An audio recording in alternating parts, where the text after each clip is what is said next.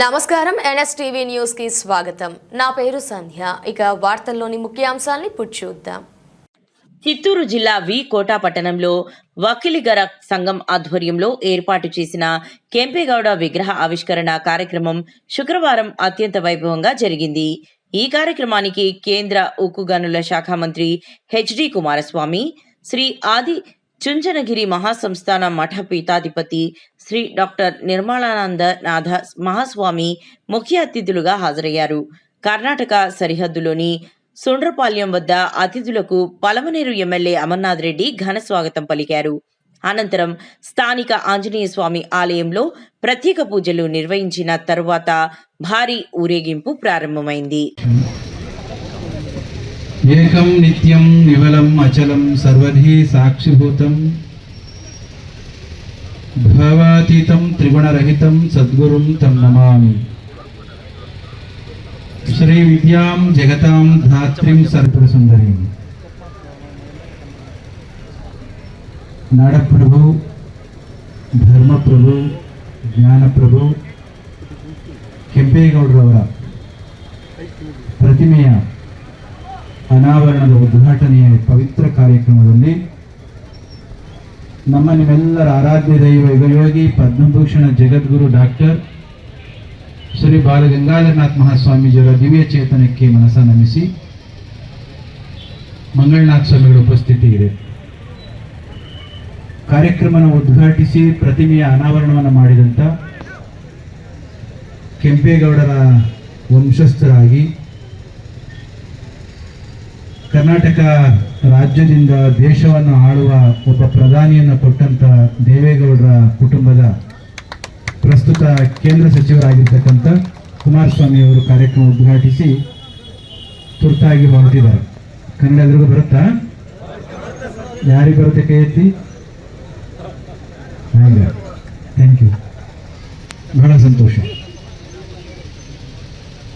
ಕುಮಾರಸ್ವಾಮಿ ಅವರು ಪೂರ್ಣ ಅವಧಿಗೆ ಇಲ್ಲಿ ಇರಬೇಕಾಗಿತ್ತು, ಕೊನೆಯವರೆಗೂ ಇಲ್ಲೇ ಇದ್ದು ಪ್ರಸಾದ ಮಾಡ್ಕೊಂಡು ಹೋಗ್ಬೇಕು ಅಂತಾನೆ ಭಾವನೆ ಇತ್ತು. ತುರ್ತಾದ ಒಂದು ಕಾರ್ಯಕ್ರಮ ಬಂದದ್ರಿಂದ ಅವರು ಮಧ್ಯದಲ್ಲಿ ಹೊರಟದಕ್ಕೆ ನೀವು ಯಾರು ಬೇಸರ ಮಾಡಿಕೊಡ್ಬಿಡಿ. ರಾಜ್ಯವನ್ನು 2 ಬಾರಿ ಮುಖ್ಯಮಂತ್ರಿಗಳಾಗಿ ಆಳಿದಂಥವರು ಪ್ರಸ್ತುತ ಬೃಹತ್ ಕೈಗಾರಿಕೆ ಮಂತ್ರಿಯಾಗಿ ಉತ್ತಮವಾದಂಥ ಸೇವೆಯನ್ನು ಮಾಡ್ತಾ ಇದ್ದಾರೆ. ನಾಡಪ್ರಭು ಕೆಂಪೇಗೌಡರ ವಂಶಸ್ಥರು ನಾವೆಲ್ಲರೂ ಕೂಡ. ಆದರೆ ಒಂದು ವಿಶೇಷ ಏನು ಅಂತಂದರೆ, ಕೆಂಪೇಗೌಡರು ನಮ್ಮ ಒಕ್ಕಲಿಗ ಬಂಧು ಆದ್ರೂ ಕೂಡ ಬೆಂಗಳೂರನ್ನು ಕಟ್ಟುವ ಸಂದರ್ಭದಲ್ಲಿ ಒಂದು ನಾಡು ಅಭಿವೃದ್ಧಿಯನ್ನು ಹೊಂದಬೇಕು ಅಂದರೆ ಸಕಲ ಧರ್ಮೀಯರು, ಸಕಲ ಜನಾಂಗದವರು ಕೂಡ ಒಟ್ಟು ಕೂಡಬೇಕು, ಒಟ್ಟಾಗಿ ಶ್ರಮಿಸಬೇಕು ಅನ್ನೋ ಕಾರಣಕ್ಕೆ 64 ಪೇಟೆಗಳನ್ನು, ಜಾತಿ ಆಧಾರಿತ ಪೇಟೆಗಳು ಅನ್ನೋ ರೀತಿಯಲ್ಲಿ ಹೊರಗಡೆಗೆ ಕಾಣಿಸುತ್ತೆ, ಆದರೆ ಅದಾಗಲ್ಲ. ಅದು ಕೌಶಲ್ಯವನ್ನು ಆಧರಿಸಿರ್ತಕ್ಕಂಥ ಪೇಟೆಗಳು. 2003ರಲ್ಲಿ ಕೆಂಪೇಗೌಡರ ಪ್ರತಿಮೆಯನ್ನು ಬೆಂಗಳೂರಿನ ಕೆಂಪೇಗೌಡ ಇಂಟರ್ನ್ಯಾಷನಲ್ ಏರ್ಪೋರ್ಟ್ನಲ್ಲಿ 108 ಅಡಿ ಕೆಂಪೇಗೌಡರ ಪ್ರತಿಮೆಯನ್ನು ಉದ್ಘಾಟನೆ ಮಾಡಿದರು. ನಿಮಗೆ ಗೊತ್ತಿರಬಹುದು. ಉದ್ಘಾಟನೆಯನ್ನು ಮಾಡಿ ಲೋಕಾರ್ಪಣೆ ಮಾಡಿದಂತಹವರು ನಮ್ಮ ದೇಶದ ಹೆಮ್ಮೆಯ ಪ್ರಧಾನಮಂತ್ರಿಗಳಾದಂಥ ನರೇಂದ್ರ ಮೋದಿಜಿಯವರು. ಆ ಸಂದರ್ಭದಲ್ಲಿ ಅವರು ಮಾತನಾಡ್ತಾ ಒಂದು ಮಾತನ್ನು ಹೇಳಿದರು ನರೇಂದ್ರ ಮೋದಿಜಿಯವರು.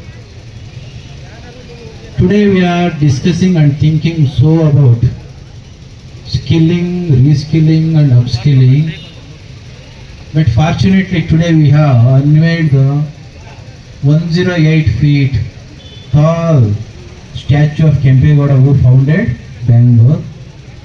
About 500 years ago, ಎಷ್ಟು ವರ್ಷ?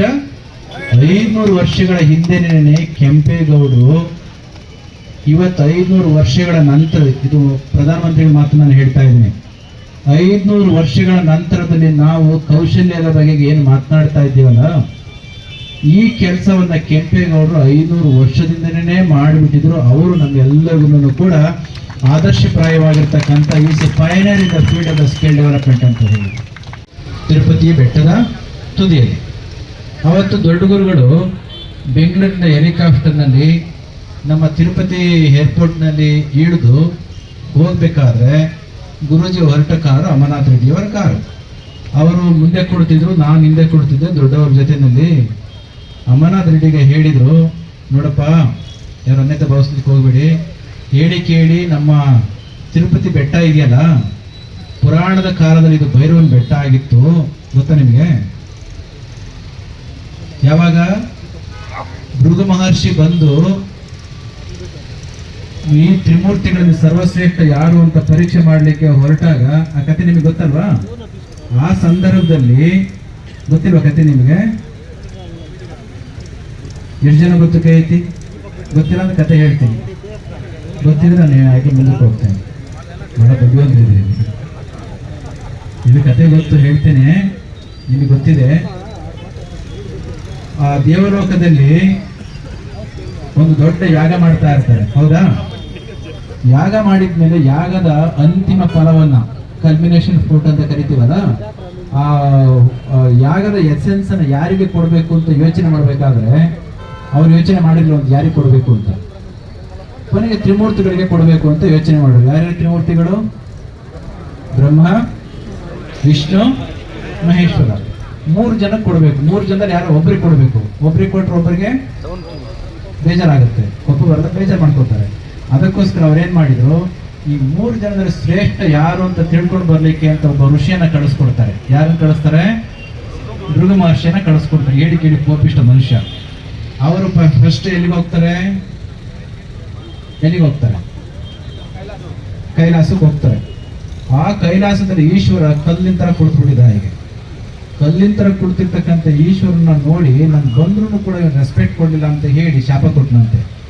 ನಾನು ಬಂದಾಗ ಕಲ್ಲಿನ ತರ ನೀನ್ ಕುಳಿತಿರೋದ್ರಿಂದ ಮುಂದೆ ಭೂಲೋಕದಲ್ಲಿ ಜನಗಳು ನಿನ್ನನ್ನ ಪೂಜೆ ಮಾಡೋದಲ್ಲ, ಕಲ್ಲನ್ನ ಪೂಜೆ ಮಾಡಲಿ ಅಂತ ಹೇಳಿದ್ರು. ಇವತ್ತು ನಾವೆಲ್ಲ ಈಶ್ವರನ ಯಾವ ರೂಪದಲ್ಲಿ ಪೂಜೆ ಮಾಡ್ತೇವೆ? ಶಿವಲಿಂಗ ರೂಪದಲ್ಲಿ ಪೂಜೆ ಮಾಡ್ತೇವೆ. ಅಲ್ಲಿಂದ ಸೀದಾ ಸತ್ಯಲೋಕಕ್ಕೆ ಹೋದ. ಸತ್ಯಲೋಕ ಯಾರ್ದು? ಬ್ರಹ್ಮನದು. ಬ್ರಹ್ಮನು ಕೂಡ ಗೊತ್ತಿಲ್ಲದ ಹಾಗೆ ಕುಳಿತುಬಿಟ್ಟ, ಅವನಿಗೂ ಶಾಪ ಕೊಟ್ಟ. ಭೂಲೋಕದಲ್ಲಿ ಯಾರು ಕೂಡ ಪೂಜನೆ ಮಾಡಬಾರ್ದು ಅಂತ. ಕೊನೆ ಪಕ್ಷ ಶಿವನಿಗೆ ಪೂಜನಾರ ಮಾಡಲಿ ಬೇರೆ ರೂಪದಲ್ಲಿ ಅಂತನಾದ್ರೆ ಹೇಳಿದ್ ನಾವು. ಆದ್ರೆ ಬ್ರಹ್ಮನಿಗೆ ನೋ ಒನ್ ಶುಡ್ ವರ್ಶಿಪ್ ಬ್ರಹ್ಮ ಇನ್ ಕಲಿಯುಗ ಇನ್ ಆನ್ ಪ್ಲಾನೆಟ್ ಅರ್ತ್ ಅಂತ ಶಾಪ ಕೊಟ್ಟ. ಅದಕ್ಕೆಲ್ಲಾದ್ರೂ ಬ್ರಹ್ಮನ ದೇವಸ್ಥಾನ ನೋಡಿದ್ದೀರಾ? ಅದು ಇನ್ನು ಉಳಿದಿರೋದು ಒಂದೇ ಒಂದು. ಯಾವುದು? ವೈಕುಂಠ ಅಲ್ವಾ? ವೈಕುಂಠಕ್ಕೆ ಹೋದ ಅಷ್ಟೊತ್ತು ತಾಯಿ ಲಕ್ಷ್ಮಿಯ ಜೊತೆಯಲ್ಲಿ ಒಂದು ದೈವದತ್ತವಾಗಿರ್ತಕ್ಕಂಥ ನರ್ತನ ಮಾಡಿ ಸುಸ್ತಾಗಿ ಆರಾಮಾಗಿ ಮಲಗಿದ್ದ ಮಹಾವಿಷ್ಣು. ವಕ್ಷಸ್ಥಳದಲ್ಲಿ ಲಕ್ಷ್ಮಿ ಇದ್ದು ಆ ಮನುಷ್ಯ ಆಗ ಮಾಡಿದ. ಎಲ್ಲಿ? ಬ್ರಹ್ಮಲೋಕದಲ್ಲಿ. ಕೈಲಾಸದಲ್ಲಿ ಇವ ಹಿಂಗ್ ಮಾಡಿದ. ಈ 3 ಜನದಲ್ಲಿ ಯಾರು ಯೋಗ್ಯರು ಅಂತ ಹುಡುಕಕ್ಕೆ ಅಂತ ಬಂದ್ರೆ ಈಗ ಆಯ್ತಲ್ಲ ಅಂತ ಹೇಳಿ ತುಂಬಾ ಬೇಜಾರಾಗಿ ಅವನಿಗೆ ಶಾಪ ಕೊಟ್ಟಿದ್ದ, ಇವನಿಗೆ ಕೋಪ ಮಾಡಿ ಬೈದಿದ್ದ. ವೈಕುಂಠಕ್ಕೆ ಬಂದಾಗ 2 ಮಾಡಲಿಲ್ಲ ಅಂತೆ. ಕಾಲೆತ್ತಿ ಸೀದಾ ವಕ್ಷಸ್ಥಳಕ್ಕೆ ಒದ್ಬಿಟ್ಟ. ವಕ್ಷಸ್ಥಳದಲ್ಲಿ ಯಾರು ಮಲಗಿದ್ರು? ಲಕ್ಷ್ಮೀದೇವಿ ಮಲಗಿದ್ರು. ಏಟ್ ಬಿದ್ದದ್ದು ಯಾರಿಗೆ? ವಿಷ್ಣು ಒಲಿಸ್ಕೊಂಡು ಏನ್ ಮಾಡಿದ ಗೊತ್ತಾ? ಕೋಪಿಷ್ಟನಾಗಿರ್ತಕ್ಕಂಥ ಭೃಗು ಮಹರ್ಷಿಯ ಪಾದದಲ್ಲಿ ಒಂದು ಕಣ್ಣು ಇತ್ತಲ್ಲ, ಒತ್ತಾ ಕೋಪದ ಕಣ್ಣು ಕಿತ್ತಾಕ್ಬಿಟ್ಟು ಅವನು ಶಾಂತನಾಗಿದ್ದ.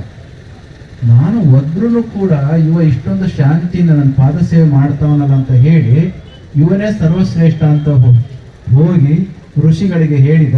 ಯಜ್ಞದ ಫಲ ಯಾರಿಗೋಯ್ತು? ಮಹಾವಿಷ್ಣುವಿಗೆ ಹೋಯ್ತು. ಅವ್ರೇನೋ ಅವಾರ್ಡ್ ಕೊಟ್ರು, ಮನೆಯಲ್ಲಿ ಬೆಂಕಿ ಹತ್ರು. ಏನಾಯ್ತು ಮನೆಯಲ್ಲಿ? ಅಯ್ಯಮ್ಮ ಮೇಡಮ್ ಹೇಳಿದ್ರು, ಮೇಡಮ್ ಅಲ್ಲಪ್ಪ ಲಕ್ಷ್ಮೀ, ಆಧುನಿಕ ಮಾತಾಡ್ತಿದ್ರು.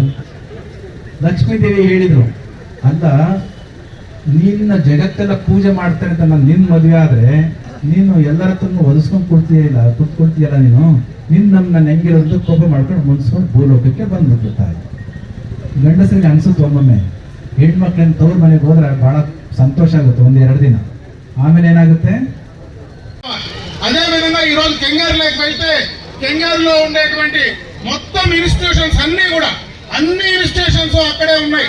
ఈ రోజు ఆ రోజు కెంగారులో పెద్దలు నాకు ఒక మాట చెప్తే నేను ఆ రోజు వెళ్ళి ఆ హాస్పిటల్ కి సంబంధించి హైదరాబాద్ లో ఏదైతే గ్లోబల్ హాస్పిటల్ ఉందో ఆ గ్లోబల్ హాస్పిటల్ కి సంబంధించినటువంటి వారి మేనేజ్మెంట్ తో ఒకసారి మాట్లాడి ఈ కాలేజీకి అనుసంధానం చేయమంటే నేను 15-20 రోజులు హైదరాబాద్ లో ఉండి ఆయన మాట ప్రకారం చేసినటువంటి సందర్భాన్ని ఈ రోజు ఆ మహానుభావుని దగ్గర నేను గుర్తు చేసుకుంటాను. ఆ మఠాన్ని ఆ యొక్క రాష్ట్రంలో దేశంలో బ్రహ్మాండంగా చేశాడో ఆయన అడుగుజాడల్లో ఈ రోజు నడవడానికి మనమందరం కూడా సిద్ధంగా ఉన్నాం.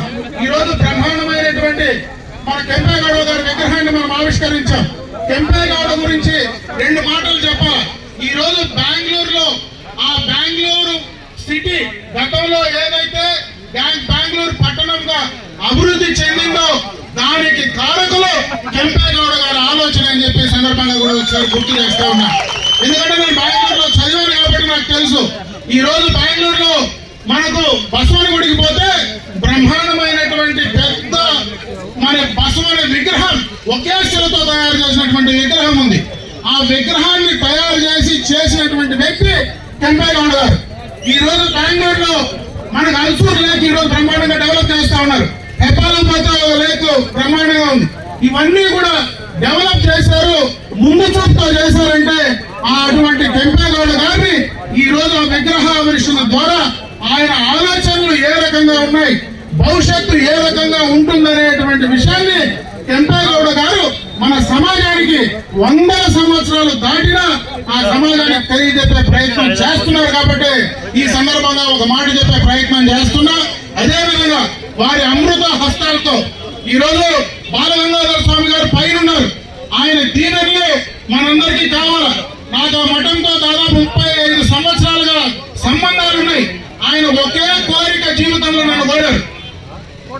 రెండోదే ನಾನು ಆಂಧ್ರದಲ್ಲಿ ಅದನ್ನು ತಿರುಪತಿಯಲ್ಲಿ ಒಂದು ಇನ್ಸ್ಟಿಟ್ಯೂಷನ್ ಮಾಡಬೇಕಂತ ನನಗಿದೆ, ಸ್ವಲ್ಪ ನನಗೆ ಲ್ಯಾಂಡ್ ಕೊಡಿಸಿ ಅಂತ ಅವತ್ತು చెప్పిన తర్వాత నేను ఆ రోజు శాసనసభ్యుడిగా ప్రతిపక్ష శాసనసభ్యుడిగా 3 దఫాలు ఉన్నా. 2004, 9, 14 కూడా ఉన్నా.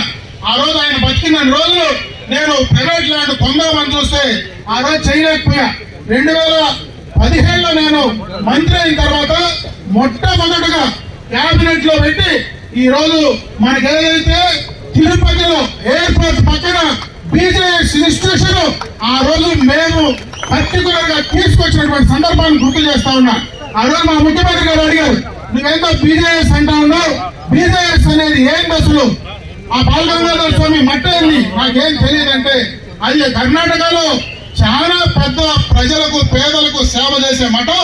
ఈ రోజు ఒక ఒక్కలిగిరిలే కాదు అందరికీ కూడా ఆ యొక్క ఇన్స్టిట్యూషన్ లో చదువు చెప్పి పిల్లల్ని తయారు చేసి భవిష్యత్తులో వాళ్లకు అన్నము, చదువు, ఆరోగ్యం ఇచ్చేదానికి బాలగంగాధర స్వామి గారు ముందుకు ఉన్నారు. కాబట్టి దాన్ని చేసే ప్రయత్నంలో భాగంగా ఈ రోజు మనం కేబినెట్ లో క్లియర్ చేసి ఇవ్వాలంటే ఈ రోజు బ్రహ్మాండంగా కూడా కాలేజీ తయారైనటువంటి సందర్భాన్ని చెప్తా ఉన్నాం. ఎప్పుడైనా మీరు ఎయిర్పోర్ట్ పోతే ఎయిర్పోర్ట్ పక్కనే బ్రహ్మాండంగా ఇన్స్టిట్యూషన్ కూడా మన రాష్ట్రంలో మొట్టమొదటిగా తిరుపతిలో ఇన్స్టిట్యూషన్ జరిగింది. అయితే నాకు ఆయన బతుకున్న రోజులు నేను చేయలేకపోయాను.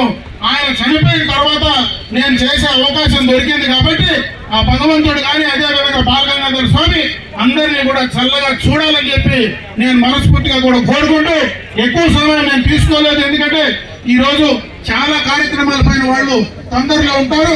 మళ్ళీ ఒకసారి మంచి కార్యక్రమానికి ఈ ప్రాంతానికి ఒకసారి మనం స్వామి గారిని పిలిపించేటువంటి ప్రయత్నం చేద్దాం.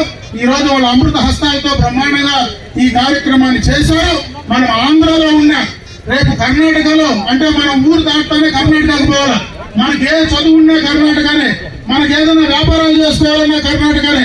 మనం పూర్తిగా కూడా ఆంధ్రప్రదేశ్ కంటే కర్ణాటక రాష్ట్రం పైనే ఎక్కువ మనం ఆధారపడి మన పిల్లల భవిష్యత్తుతో ఉంది. కాబట్టి వాళ్ళ చలవ చూపు, మంచి చూపు ఆంధ్ర రాష్ట్రం పైన మరీ ముఖ్యంగా ఈ ప్రాంతం ఈ రోజు వీకోట, కుప్పం, పలమనేరే కాకుండా అటు మడకశిర, ఎందుకంటే ఎక్కువ ఒక్కలగిరి ఉండేది అటు మడకశిరలో కానీ ఇక్కడ కానీ ఎక్కువగా ఉన్నారు. కాబట్టి ఇంకొక పక్క తంబలపల్లి నియోజకవర్గంలో కూడా ఎక్కువ మంది ఒక్కలగిరిలు ఉన్నారు. కాబట్టి వాళ్ళందరికీ వాళ్ళ చల్లని చూపు, మాకు ఏదైనా ఇబ్బంది ఉన్నా ఏ అవసరం వచ్చినా ఖచ్చితంగా మాకు ಆದಿಚುಂಚನಗಿರಿ ಮಠಂ ಮಾ ಮಠಂ అని మేము అనుకుంటాం. ಆದಿಚುಂಚನಗಿರಿ ಮಠ ಅಂದ್ರೆ అది ನಮ್ಮ ಮಠ, ನಮಗೋಸ್ಕರ ಅವ್ರ ಶಿಷ್ಯರು ನಾವೆಲ್ಲ ಎಲ್ಲರೂ ಇಲ್ಲಿ ಅವ್ರ కోసం ನಮ್ಮ ಶಿಷ್ಯರ కోసం ಅವರು ಯಾವಾಗಲೂ ಮಾಡ್ತಾರಂತ ಆಸೆ ಇದೆ. కాబట్టి ఖచ్చితంగా కూడా అది చేస్తారని చెప్పి తెలియజేసుకుంటూ నాకు ఈ అవకాశం కల్పించిన మీ అందరూ ಬಹಳ ಅದ್ದೂರಿಯಾಗಿ ನಮ್ಮ ಬಂಧುಗಳು ನೀವೆಲ್ಲರೂ ತಾಯಂದರು ವಿಶೇಷವಾಗಿ ಒಂದು 3/4 ಗಂಟೆ ಆಗಿರ್ಬೋದು, 1 ಗಂಟೆ ಆಗಿರ್ಬೋದು, ನಿಮ್ಮ ಪೇಟೆ ಬೀದಿನಲ್ಲಿ ಅವರು ಕಳಶಗಳನ್ನು ಹೊತ್ತು ನಾಡಪ್ರಭು ಕೆಂಪೇಗೌಡರಿಗೆ ಗೌರವವನ್ನು ಸಲ್ಲಿಸಿರ್ತಕ್ಕಂಥದ್ದನ್ನ ಇವತ್ತು ಕಣ್ಣಾರೆ ಕಂಡಿದ್ದೇನೆ. ಇಲ್ಲಿ ಈ ಒಂದು ಪವಿತ್ರವಾದ ಸ್ಥಳದಲ್ಲಿ ಪರಮಪೂಜ್ಯ ಸ್ವಾಮೀಜಿಯವರ ಸಾನ್ನಿಧ್ಯದಲ್ಲಿ ಈ ಒಂದು ಕಾರ್ಯಕ್ರಮವನ್ನು ಆಂಧ್ರ ಪ್ರದೇಶ, ಅಲ್ಲಿಂದ ಕರ್ನಾಟಕ ಮತ್ತು ತಮಿಳುನಾಡಿನ ಭಾಗಗಳಿಂದ ಬಂದಿರತಕ್ಕಂಥ ಎಲ್ಲ ನನ್ನ ಪುರ ಬಾಂಧವರು, ಇವತ್ತು ಆಂಧ್ರ ಪ್ರದೇಶದಲ್ಲಿ ಇರ್ತಕ್ಕಂಥ ಒಂದು ಪ್ರಮುಖವಾದಂಥ ಸಮಸ್ಯೆ, ಇಲ್ಲಿ ಸುಮಾರು 4-5 ಲಕ್ಷ ಮತದಾರರು ಇರ್ತಕ್ಕಂಥ ಒಂದು ಆಂಧ್ರ ಪ್ರದೇಶದಲ್ಲಿ OBCಗೆ ಇವತ್ತು ಕೇಂದ್ರ ಸರ್ಕಾರ ಪರಿಗಣಿಸದೇ ಇರ್ತಕ್ಕಂಥದ್ದನ್ನ ನನ್ನ ಗಮನಕ್ಕೆ ತಂದಿದ್ದೀರಿ. ಪರಮಪೂಜ್ಯ ಸ್ವಾಮೀಜಿಯವರು ನಾನು ಇಬ್ಬರು ಕೇಂದ್ರ ಸರ್ಕಾರದಲ್ಲಿ ಇವತ್ತು OBCಗೆ ಆಂಧ್ರ ಪ್ರದೇಶದ ನಮ್ಮ ಒಕ್ಕಲಿಗ ಸಮಾಜವನ್ನ ಇವತ್ತು ಸೇರ್ಪಡೆ ಮಾಡಿಸ್ತಕ್ಕಂಥದ್ರಲ್ಲಿ ಪ್ರಾಮಾಣಿಕವಾಗಿ ನಿಮಗೆ ಧ್ವನಿಗೂಡಿಸಿ ಕೆಲಸವನ್ನು ಮಾಡ್ತೀನಿ ಅಂತಕ್ಕಂಥ ಮಾತೇಳಿ ಇವತ್ತು ಕೆಂಪೇಗೌಡರ ಒಂದು ಪ್ರತಿಮೆಯನ್ನು ಅನಾವರಣ ಮಾಡಿ ಅತ್ಯಂತ ಅದ್ಧೂರಿಯಾಗಿ ಕೆಂಪೇಗೌಡರ ಒಂದು ನೆನಪನ್ನು ಮಾಡ್ಕೊಂಡಿರ್ತಕ್ಕಂಥ ನಿಮ್ಮೆಲ್ಲರಿಗೆ ನಾನು ನಿಜಕ್ಕೂ ಅಭಿನಂದನೆಗಳನ್ನು, ನನ್ನ ಕೃತಜ್ಞತೆಗಳನ್ನು ಸಲ್ಲಿಸ್ಲಿಕ್ಕೆ ಬಯಸ್ತಾ ಇದ್ದೇನೆ. ಕರ್ನಾಟಕದಲ್ಲಿ ನಾವೇನು ಕೆಂಪೇಗೌಡರ ಜಯಂತಿಯನ್ನು ಆಚರಣೆ ಮಾಡ್ತೀವಿ, ಅದಕ್ಕೆ ಸರಿಸಮನಾಗಿ ಇವತ್ತು ಈ ಒಂದು ಸಣ್ಣ ಒಂದು ಹೋಬಳಿಯ ಕೇಂದ್ರ ಇರ್ಬೋದು, ನೀವು ಈ ಕೋಟೆಯಲ್ಲಿ ಇಷ್ಟು ಅದ್ಧೂರಿಯಾಗಿ ತಾವು ಈ ಕಾರ್ಯಕ್ರಮವನ್ನು ನೆರವೇರಿಸಿದ್ದೀರಿ. ನಿಜಕ್ಕೂ ಕೆಂಪೇಗೌಡರ ಬಗ್ಗೆ ನೀವು ಇಟ್ಟಿರ್ತಕ್ಕಂಥ ಅಭಿಮಾನ, ಕನ್ನಡ ನಾಡಿನಲ್ಲಿ ನಾವೇನಿದ್ದೇವೆ ನಮ್ಮನ್ನು ಮೀರಿಸ್ತಕ್ಕಂಥ ರೀತಿಯ ಅಭಿಮಾನ ನೀವು ಹೊಂದಿರತಕ್ಕಂಥದ್ದು ನಮ್ಮೆಲ್ಲರಿಗೂ ಬಹಳ ದೊಡ್ಡ ಹೆಮ್ಮೆಯನ್ನು ತಂದಿರತಕ್ಕಂಥ ವಿಚಾರ. ನಿಮ್ಮ ಜೊತೆಯಲ್ಲಿದ್ದೇನೆ. ನನಗೆ ಯಾವುದೋ ಒಂದು ತುರ್ತು ಕಾರ್ಯಕ್ರಮಕ್ಕೆ ಹೋಗಬೇಕಾದಂಥ ಒಂದು ದೂರವಾಣಿ ಕರೆಯ ಮುಖಾಂತರ ಏನು ನನಗೆ ಸಂದೇಶ ಬಂದಿದೆ, ಅದಕ್ಕೆ ಹೋಗಬೇಕಾದ ಅನಿವಾರ್ಯತೆ ಇದೆ. ನಿಮ್ಮಲ್ಲಿ ಕ್ಷಮೆ ಕೋರ್ತೇನೆ. ಮತ್ತೊಂದು ಬಾರಿ ನಾನು ತಮ್ಮ ಈ ಒಂದು ವಿಕೋಟೆ ಗ್ರಾಮಕ್ಕೆ ಬೇರೆ ಯಾವುದಾದ್ರೂ ಒಂದು ಕಾರ್ಯಕ್ರಮದಲ್ಲಿ ಭಾಗವಹಿಸಿ ಹೆಚ್ಚಿನ ಸಮಯವನ್ನು ನಿಮಗೆ ಕೊಡ್ತೀನಿ ಅಂತಕ್ಕಂಥ ಮಾತನ್ನು ಹೇಳಿ ನಿಮ್ಮೆಲ್ಲರಿಗೆ ನನ್ನ ಗೌರವಪೂರ್ವಕವಾದಂಥ ನಮಸ್ಕಾರವನ್ನು ಸಲ್ಲಿಸಿ 2 ಮಾತು ಮುಗಿಸ್ತೇನೆ. ಜೈ ಜೈ ಕರ್ನಾಟಕ ಮಾತು.